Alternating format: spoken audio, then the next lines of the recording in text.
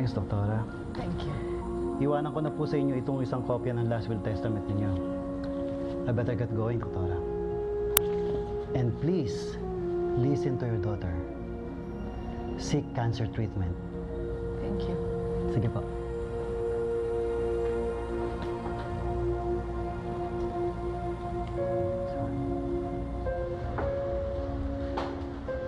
Tatiana, Kahit nakaratay ka na sa kama mo, kayamanan mo pa rin ang inaatupag mo. Tatiana, mind your own business. So what do you want? Claudia, Manolo is broken. Nagkita na sila ni Natalia. At alam mo ang ginawa ni Natalia? Pinalayas niya si Manolo. Kung meron kayong lead tungkol sa anak ko, pakitawagan niyo naman ako agad. Maraming salamat. Ano daw? May balita na ba? Wala pa. Pero patuloy ang pag-iimbestiga niya. Kailangan mo kausapin si Natalia. She made Manolo cry, for God's sake. Tatiana, what do you think?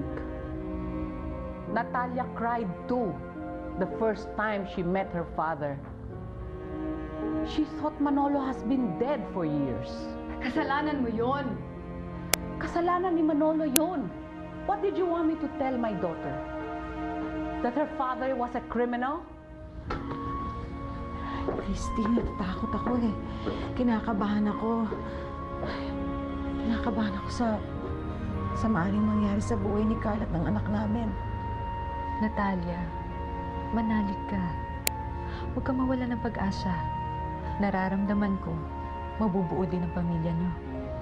Sa bagay, wala ka namang anak. Tigam ka.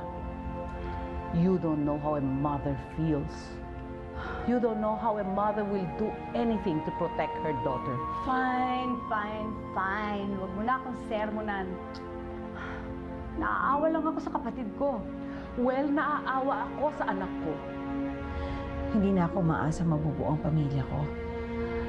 Ang gusto ko lang naman, mawala sa panganib ang buhay ni Carl at ng anak namin.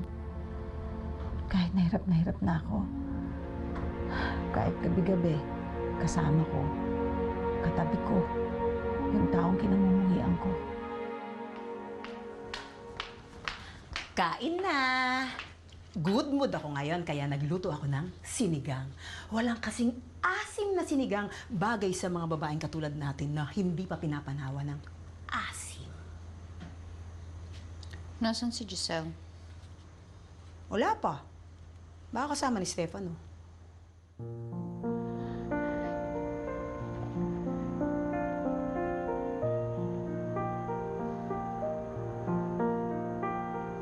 Giselle, tama na. Please stop crying. Hindi ko lang kasi mapigilan hindi umiyak.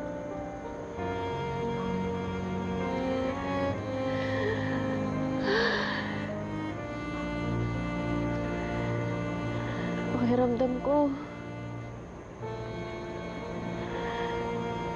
napakagulo ng buhay ko ngayon.